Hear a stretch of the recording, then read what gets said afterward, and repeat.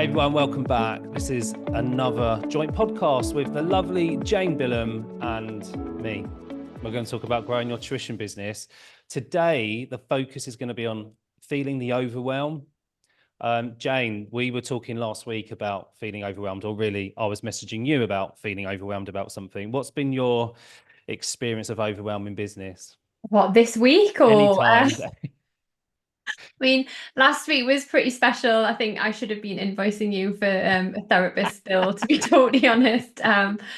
Yeah, I had a really busy week last week, and I was definitely feeling the overwhelm with just lots of little bits that felt really important. Everything was kind of moving the business forwards, but it was a lot. I was so overwhelmed that I thought that my children had an extra week at school.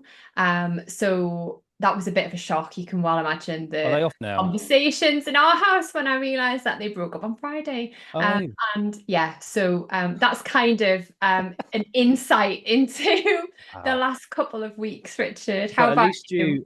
you called it early. Like you didn't take them in on Monday morning. No, this is true. This is true. But I have booked myself in for this week of work. So yeah, that hasn't gone down too well too well. I, it's an interesting thing because I think we particularly, because we know each other quite well, and we obviously, I'd say that most days we'd send each other a voice note or a message just to kind of check in with just general stuff. But it feels that at the moment, whatever, maybe it's just the time of year. I don't know for you and the GCSE tutors and A-level tutors going through that marking season and still teaching, and if you've got a family, still juggling everything, it's just there's a lot going on, and then you hit that kind of point which for most of us we would worry about because as people move on and the tuition kind of drops away a little bit. It doesn't feel like there's been a drop away this year. I don't get the drop away. This time of year is usually quite busy for me, but more manageable because it's summer timetable, work during the day, not in the evenings, that kind of stuff. But like you said, lots of little things stacked up. Now we're in a very similar space with our business in terms of where we're at and where we're going to. And we're in I think in quite a privileged position. So we talk about overwhelm, and I'll share what it was that got me spinning, or I'll use your word, spiraling out of control at some point last week. There was a meeting about the trade mission to China. And after that meeting, don't get me wrong, loads of quality information, which I needed. But at the end, I was like, oh my God, my notes, so like, double page. And I was like, all these actions that I need to go and sort out and do. And at first glance, I was like, oh, I don't think I've got time to do this. Like in terms of everything that I need to do over the summer and I still got to make sure the tuition business is up and running in a healthy way in September. There's lots of things that needs to happen for that to make sure it's really safe and secure.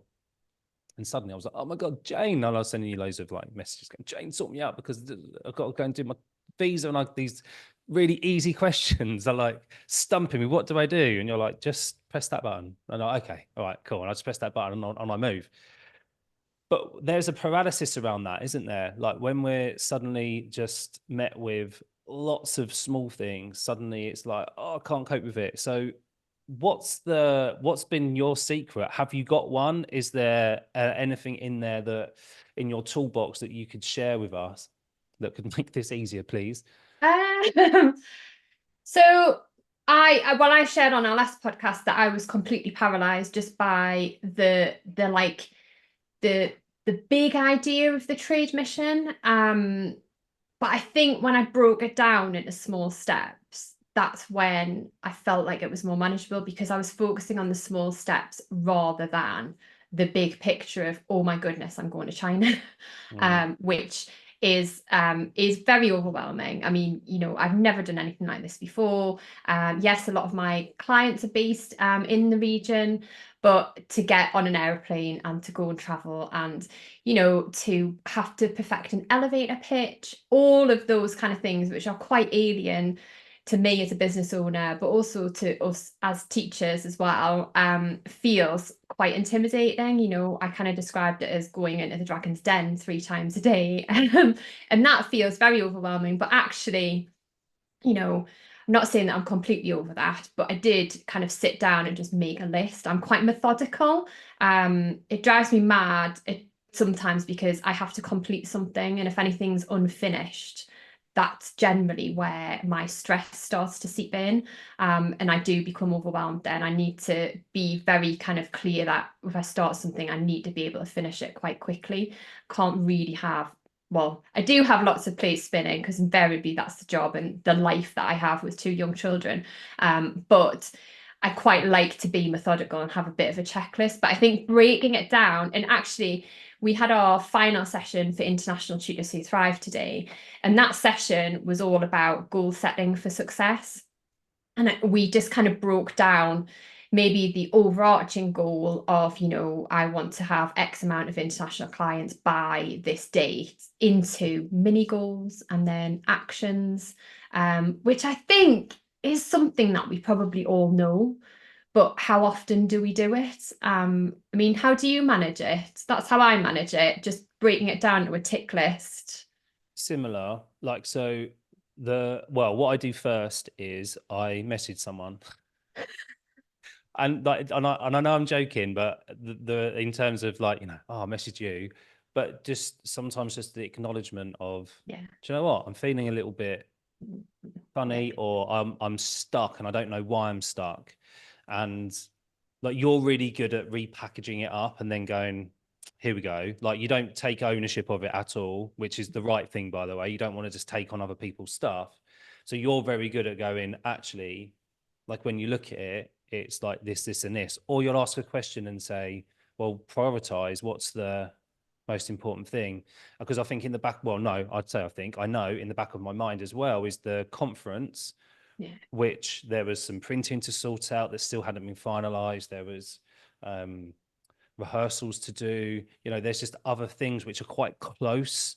And then it feels like China feels like a million days away when actually it's not. It's very soon. Yeah. And so everything sort of crept up. So you kind of unwound it, and I know you realized it, but that really helped me. So just acknowledging it first of all, and then once I'd done that, sat down, had a cup of tea, because that's also a good solution.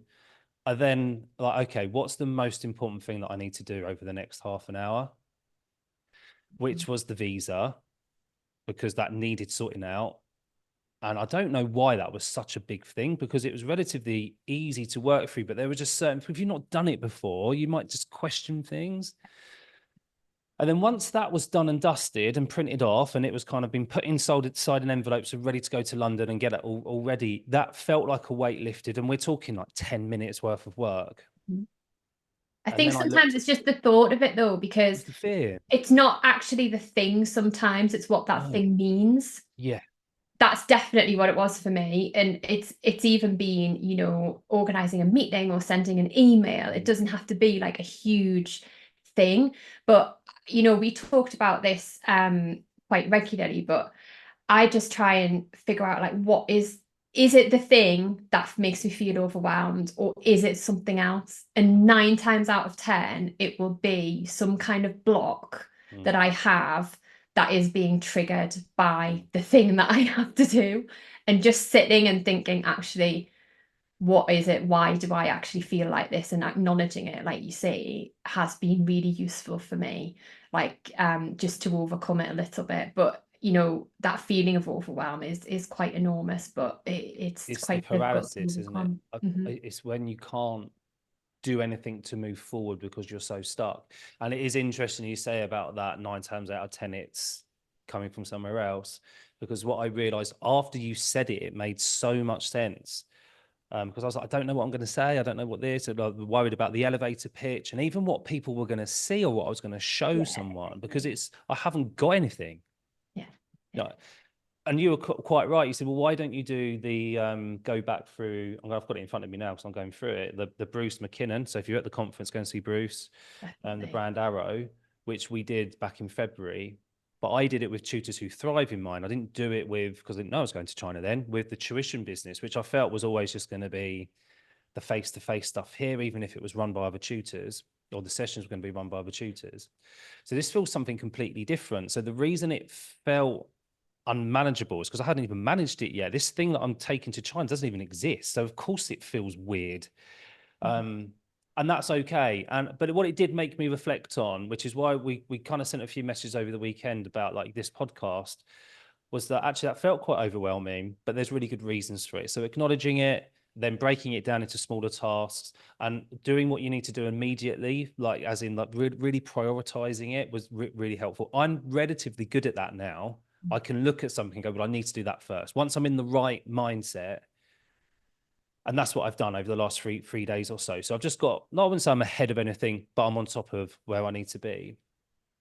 So yeah, but going back through like actually what the messaging needs to be, and so almost working backwards and finding those skills again and the tools that are in the toolbox that I definitely have, but haven't had to use for a while. But it did make me think, and I reflected back on when was the last time I really felt like that overwhelmed.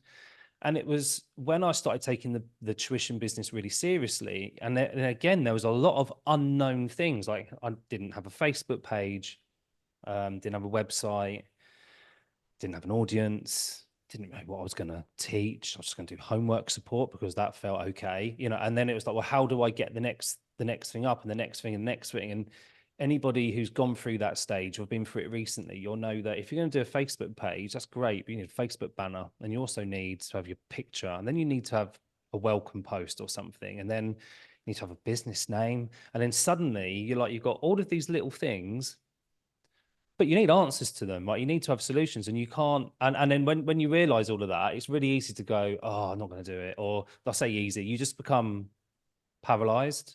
Yeah. Yeah. So I remember that feeling back then, and it was similar, but just feels at the next kind of level. And it doesn't mean to say it's more important, because it's not. It's just how you feel it. I suppose I'm guessing at most business owners feel it at whatever stage they go to. I think so. And it's that scaling, isn't it? And just, I think it's never going, I think whenever I speak to anybody, is just, I think you're always going to feel like that, because you feel like you've kind of, you reach a certain level, don't you? And you're like, if you do want to expand or grow a team or maybe diversify into another area, you then come up against other blocks. Yeah. And that for me is kind of a real work in progress. It's just, I've gone from being a sole trader to then having a team, and that was incredibly overwhelming. And then I'm now looking to like actively grow that team by going on a trip, that it's just that kind of the next steps. And you'll get that whatever stage of your business that you're at. I remember the very first time that I turned up to tutor somebody, I was absolutely terrified. Like, I was terrified. My husband was reminding me about this, and it's like, you were so nervous, and you packed your bag, and you were over prepared, and you kind of had all of these different things, and you put a blazer on to like go and tutor in the library. Just all of these little things to like help prepare yourself, because it is overwhelming taking a step into the unknown, whatever that is. It doesn't have to be some kind of big international trade trip. It can be very overwhelming just taking that first step sometimes, and I don't think that we ever forget that. It's just the things become different that we find overwhelming, really. It's funny you say about like the dressing up, the blazer, and going out and feeling nervous. I can remember that too. I also remember coming up to this space where this office is, and having a look around, and I'd only just finished paying for the cabin in the garden, which was where I was meant to be tutoring, and coming up and getting the price, and I was like, oh gosh, that's a lot. And then feeling that, oh, I'm going to have to then, what does that equate to in my business? How am I going to figure this out? And again, feeling quite overwhelmed, because we were all most of the way through the year. It wasn't a time when you particularly start to get new clients, but I had to go and find new clients, otherwise I couldn't afford it. So still one-to-one at the time. And so, and I wasn't charging a lot. I was probably still about £30 an hour then. And to suddenly have to pay, I think it was £600 a month. Wow. Out was a lot. It was that was a big chunk of money. So I needed to find that. And we did it, and we got there, and because I kind of had to. But again, that feeling of saying to someone, I really need this office, I'm gonna go for it. And then signing on the line and then going away and trying to figure all out again. I don't think in that case I probably had paralysis, but I remember feeling like, oh, this is a lot. I'm taking on a lot here. Are you okay? Those kind of questioning your own ability. So I think you're right. We all get that, and we all deal with it in our own ways. So let's try to break this down into some kind of like top tip for people feeling overwhelmed. What would you say would be the number one thing that could be helpful? I found like planning things out really like integral to just feeling like I have a bit of control when I do feel like things are kind of either moving too fast or that I don't necessarily feel like I've got a handle on things in the way that I would like. Just planning out my week. I got I won a planner, right? It's amazing. And I won it. And I thought, there's no way I'm ever going to spend £40 on a planner. Like, that I'm not going to do that. And I got to the end because it was a quarterly planner. And I was like, this planner's changed my life. Like, sign me up. Like, I am on a subscription service to it now. And it is absolutely fantastic. But it helps you to kind of review your week, what went well, what worked, what didn't. It helps you to define what big three things do you want to complete each week. And then it helps you to break that down into daily big three things. So if you achieve nothing else on that day or in that week, you'll be happy if you've just completed that daily big three. And that gives me a real focus so that I'm not just reactive to things that may crop up during the day, because they can wait 9 times out of 10 until the day after, where I can add them to my daily target. But just that sense of achievement when I have ticked those off is huge. It's very motivating and just gives me a degree of control. And crucially, it makes you write down what your daily win has been too. And that can sometimes be a professional target, like, I'm finalizing my website. Or yesterday, I saw the dolphins in the bay, and that was a huge win. That was a massive win for me. It was a real highlight. So that has given me a sense of control, just planning it. And that makes me feel like I'm in the driver's seat rather than things happening to me. I can move things forward. But how do you deal with it, Well, Richard? I was going to say that I think like, we are planners by Yeah. trade.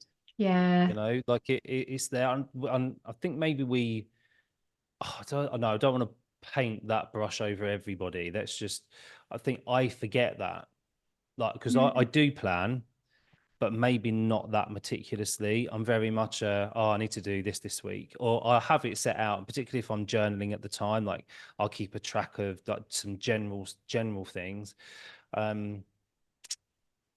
I certainly know when I haven't planned. I'll say that, Yeah. and I haven't been intentional with the day, or I haven't been intentional with the week. I set a bit of time aside every Sunday, which is about more long-term planning. But on that Sunday, I plan the week. That's my general rule. If I fall out of habit with that, I definitely see slower progress. Generally, my number one thing is sharing. I think that when we plan, particularly in the early stages, I don't think as much now. I know that we say that we message each other a lot, and sometimes it is logistical stuff, Mhm. or like, oh my god, this happened today, and I feel like this or whatever, and we do a bit of reframe, or not at all, because sometimes it's just about venting and getting something out right. It's not nothing more than that. But I do think sharing and having accountability partners work really well. Yeah. Back in the early stages, when I did a course with Lisa Johnson, who was in an accountability group, there was about 12 of us, but about 5 of us would meet I think it was every fortnight, and then we did that for about a year. That was absolutely pivotal in the early stages, because I couldn't trust myself to do the work, Mhm. because I didn't know what the work was. So it was a Yeah. place to go and say, oh, I've been doing this, let's say, I don't know, social media, but I'm not getting any response, or it feels quite flat. Can you take a look? Oh, I'm planning to do this. What do you think? And these people, they've got they're in different industries. They're not in tuition. There wasn't any educational thing, but to have separate eyes on, or fresh eyes on the business in that way, and just have a place to go and just talk about your business in whatever it may be, even in the real kind of the miniature side of it, like the miniature tasks that you set yourself. That was really pivotal in the early stages, because it helped me work out what I needed to be doing, what I needed to be avoiding.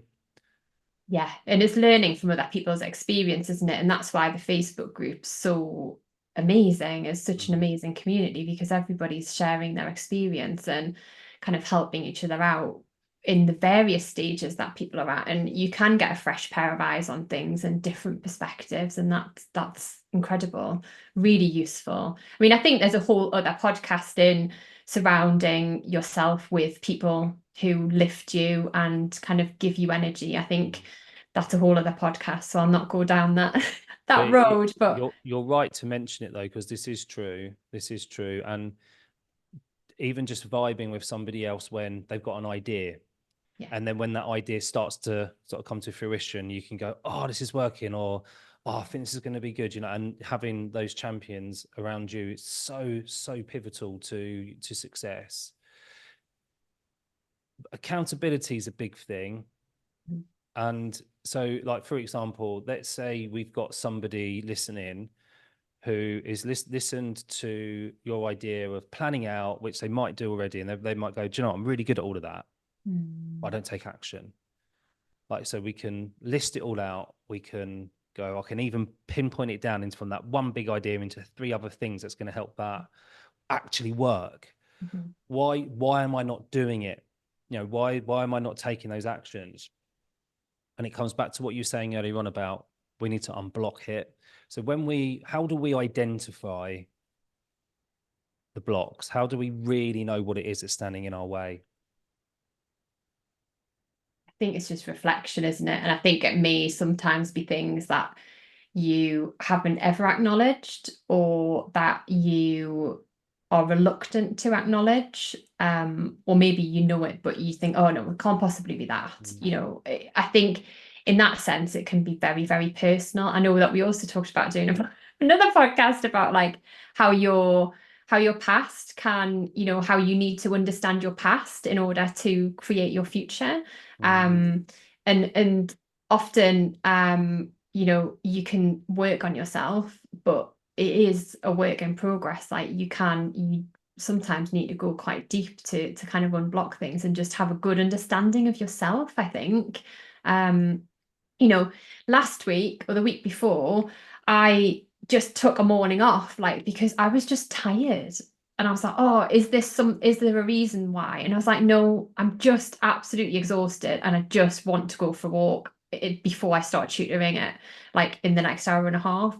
Like that, I don't think I was particularly blocked by that. But, you know, this week already, I thought, oh, I've got a real block about that. I need to send an email to somebody, and why aren't I doing that? And then I just kind of unpicked it and sat with it and was like, yeah, that's why. And I need to kind of work on that. But I think that'll be very personal to other people, to everybody, really. Everybody will be kind of carrying something with them, particularly probably in the education sector, if they've had an experience which has meant that they've left teaching too.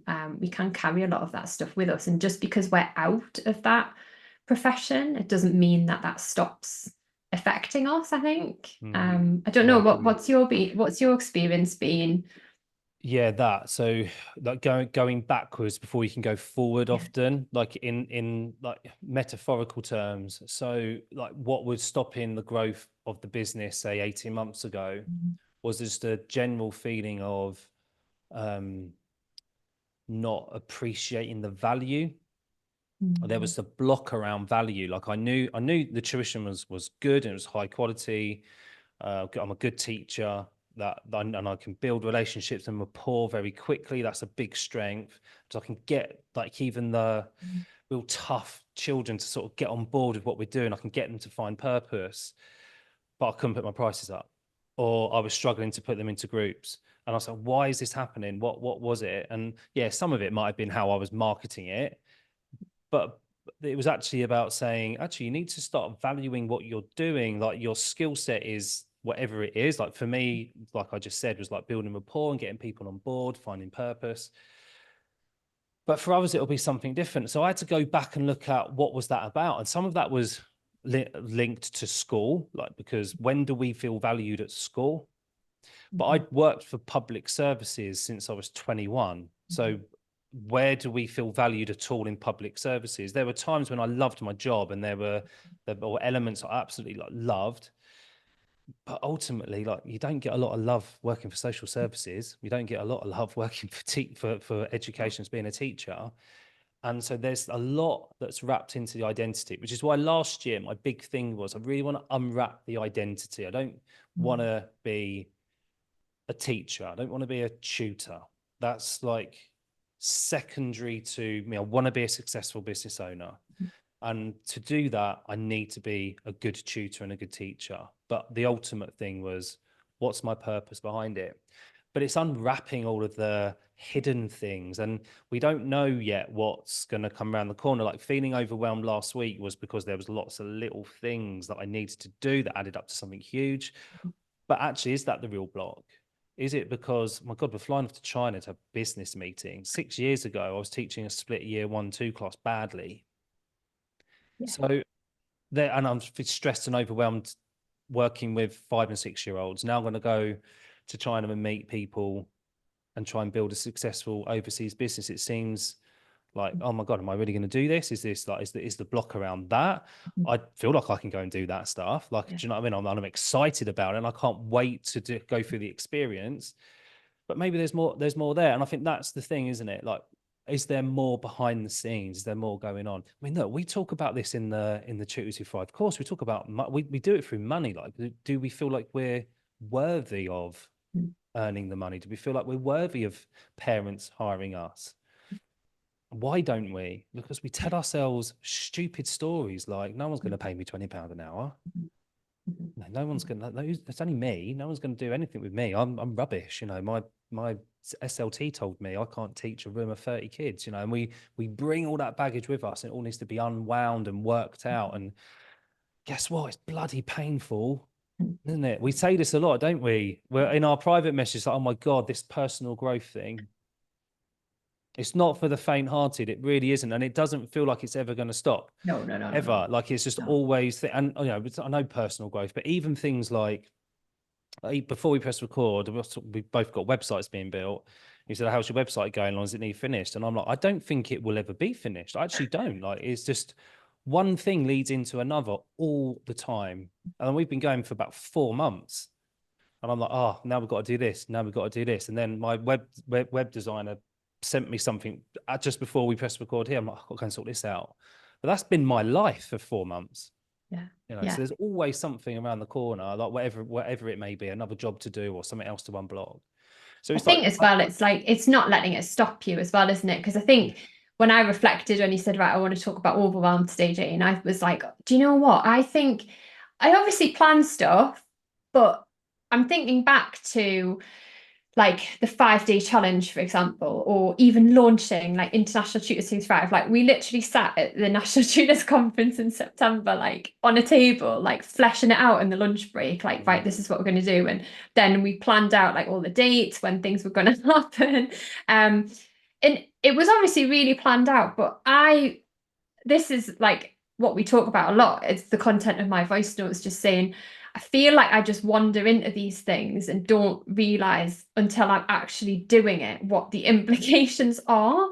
Like, so, and I think that's quite a good thing for me, actually, because I think if I stopped and thought about it too much, I just wouldn't do it. When we talked about the 5-day challenge, we were like, oh, it would be a really good idea to do a 5-day challenge. I've got a great idea. Like, yeah, let's do it. And then all of a sudden, I'm sitting in a 5-day challenge and having it go live every morning. And it is like, I think if I'd stopped at any point, I would not have done that, because I know like I was literally voice noting you every day going, oh my God, like, oh, what am I going to do? I was nearly sick beforehand. I was absolutely like shaking. Like there were some amazing members of the Tutors Who Thrive group who were messaging me like 5-10 minutes before I would go live, just saying, "You've got this, like you can do this," and who kind of knew how nervous I was. But Mm, I think sometimes you just got to do it, and I would definitely do it again now. It's mm, just sometimes just taking that first step, like mm, whatever it is, like, and that can be stepping into a library to teach your first student, mm, or answering the first phone call of an inquiry, or it can be getting on a plane, because actually, no, and I tell my kids this all the time, it's different to live it, like absolutely, but nobody is ever going to stop you from doing anything except yourself. You're the only person that will ever stop yourself from doing something. So if you do want to do it, you've got to kind of get on board that sometimes it will be uncomfortable, and painful and upsetting and emotional and all the things that, all the emotions. It is really difficult, but the outcome of that can be pretty magical too.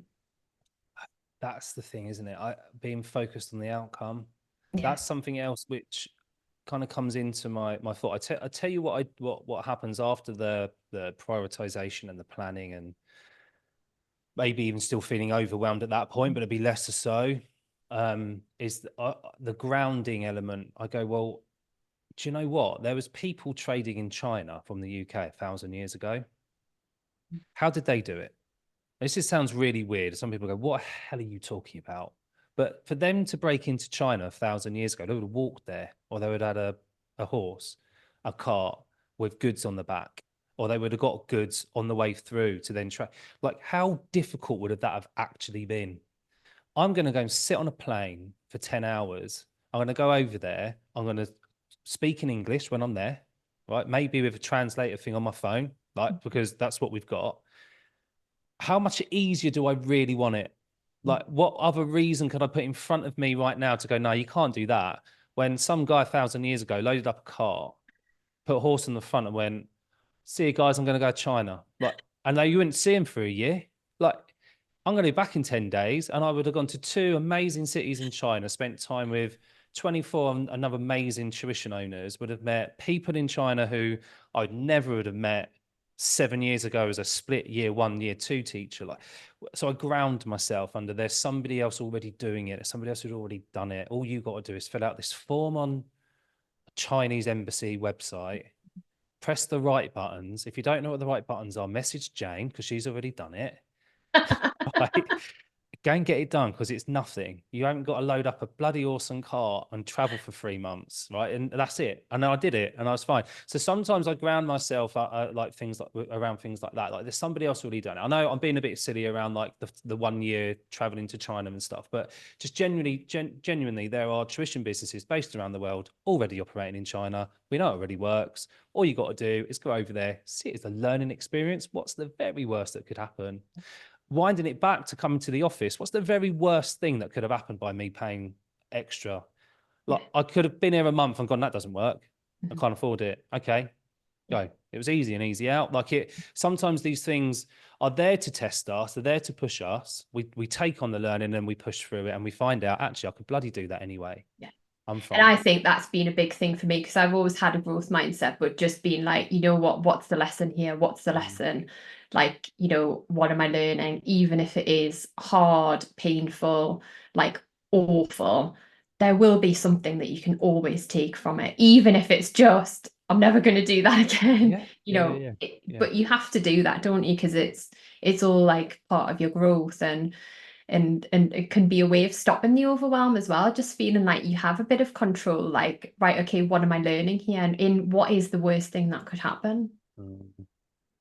I mean, I see people make big mistakes like all the time, but none of them are final. No. I make big mistakes all the time. None of them have been final. It's only final if you let it be the final thing. I think, like you say, you're the only one who can stop you, and I think that's really powerful. Really good lesson for children to learn as well, isn't it?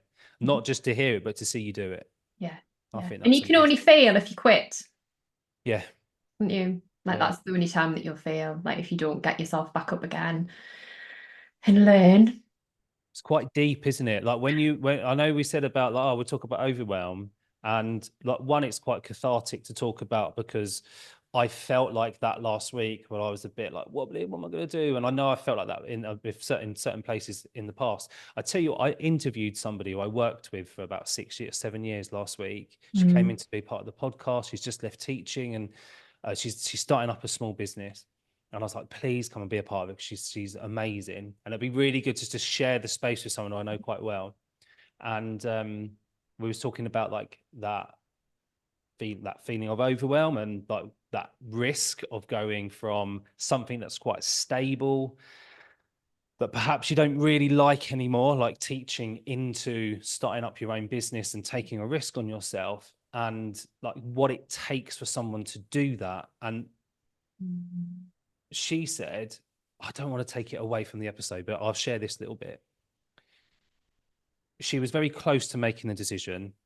She was getting quite angry at school, and then her husband, just out of the blue, stood up. They were having dinner around the dining room table, her and her family. He stood up, went upstairs, found an old contract, wasn't even the main one, and said, look, here's your contract.